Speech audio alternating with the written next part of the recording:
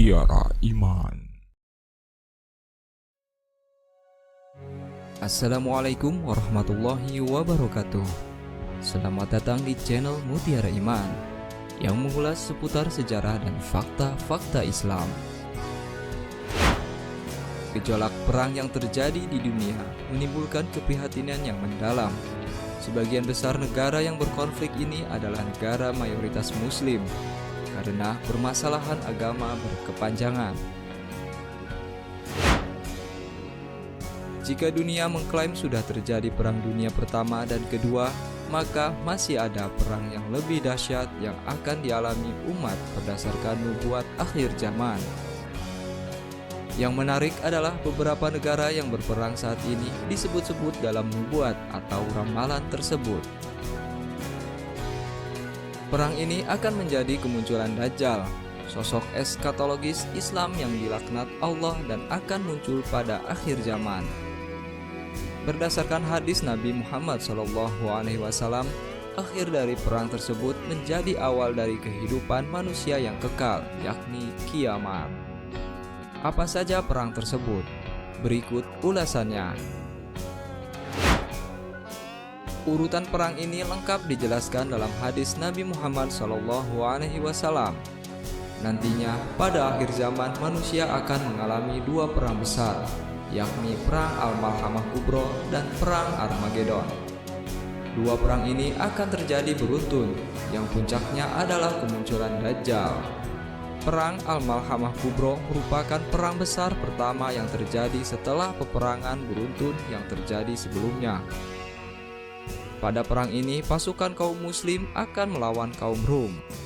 Namun, sebelum menaklukkan Rum, kaum Muslim akan memerangi Jazirah Arab dan Persia. Kejayaan Persia pada masa lalu memang tinggal sejarah, namun kini berubah nama menjadi Iran. Kalian akan memerangi Jazirah Arab sehingga Allah menangkan kalian atasnya. Kemudian kalian perangi Persia sehingga Allah menangkan kalian atasnya. Kemudian kalian perangi Rum sehingga Allah menangkan kalian atasnya. Kemudian kalian perangi Dajjal sehingga Allah menangkan kalian atasnya.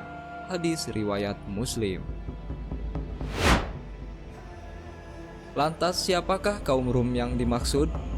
Adapun kaum Rum yang dimaksud dalam hadis adalah Romawi Timur, yang pusat pemerintahannya dahulu berada di Konstantinopel. Dahulu setelah Romawi Timur runtuh, pusat pemerintahannya berpindah ke Tsar Rusia. Tsar adalah asal kata dari kaisar yang mengadopsi sistem kekaisaran Romawi Timur. Setelah kota Konstantinopel direbut oleh kaum muslimin, maka kekaisaran Bizantin beralih ke Rusia. Peran kaisar sebagai pelindung Ortodoks Timur diakui oleh Ivan III. Tsar adalah istilah dulu yang digunakan bangsa Slavia untuk kekaisaran Bizantin. Penerus-penerus mereka mendukung gagasan bahwa Moskwa adalah penerus kekaisaran Bizantin yang berpusat di Konstantinopel.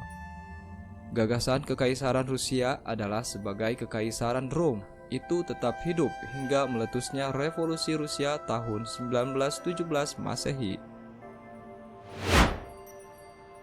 Setelah berdirinya Uni Soviet, kekaisaran Rom runtuh dan digantikan dengan sistem komunis.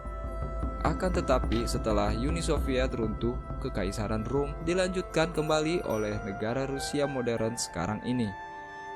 Maka jelas bahwa Rom yang dijelaskan dalam hadis ini adalah Rusia saat ini.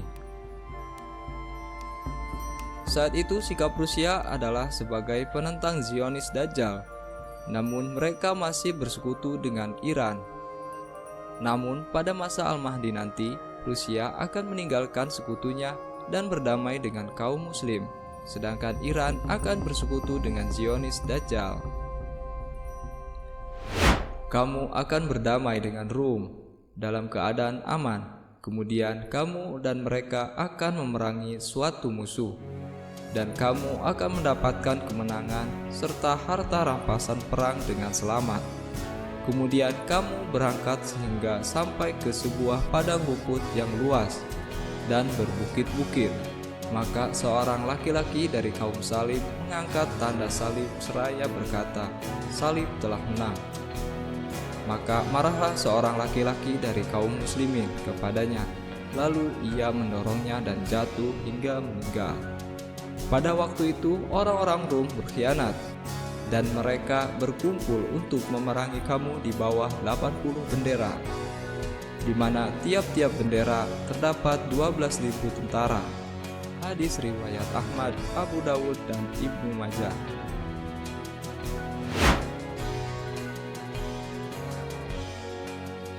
Sementara itu, tentang perdamaian dengan Rum pada masa Al-Mahdi dijelaskan oleh Imam Asyuyuti. Abu Nu'man meriwayatkan dari Abi Umamah, katanya Rasulullah SAW bersabda, "Di antara kamu dan orang-orang Rum akan berlaku 4 kali perdamaian. Pada kali keempatnya berlaku di tangan salah seorang daripada keluarga Heraklu. Perjanjian itu berterusan selama 7 tahun. Ada seorang sahabat bertanya kepada Rasulullah SAW, "Wahai Rasulullah, siapakah imam orang ramai, orang Islam pada hari itu?" Rasulullah SAW menjawab, "Al-Mahdi daripada anak cucuku. Dia berumur 40 tahun, mukanya bagai bintang yang bersinar-sinar. Di pipi sebelah kanannya terdapat tahi lalat hitam. Dia memakai 2 jubah katwaniyah bagaikan pemuda Bani Israel. Dia mengeluarkan gedung-gedung dan menaklukkan negeri-negeri syirik." Berdasarkan hadis riwayat Abu Dawud, nantinya perang Al-Malhamah Kubro akan berpusat di Syam, yang kini berubah nama menjadi Suriah. Seperti diketahui, di Suriah kini sedang terjadi perang besar yang menyebabkan banyak kaum muslim mengungsi ke berbagai negara dan menderita berkepanjangan. Sungguh Rum benar-benar akan memasuki Syam, Suriah, selama 40 hari tidak ada yang selamat selain Damaskus dan Aman. Hadis riwayat Abu Dawud. Setelah Rum ditaklukkan, kemudian kaum muslimin menaklukkan Turki tanpa peperangan. Setelah Turki ditaklukkan, maka keluarlah Dajjal. Perang Armageddon. Setelah berhasil memenangkan perang Al-Malhamah Kubro, maka ini menjadi awal peperangan puncak, yakni melawan Laknatullah Dajjal. Perang besar ini disebut Perang Armageddon yang berpusat di Bukit Magedon, Palestina.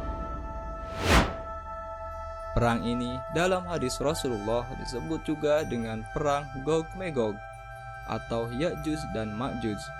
Sebenarnya istilah Armageddon berasal dari bahasa Yunani dan oleh kalangan orang barat sebagai pembahasan tentang hari akhir dunia.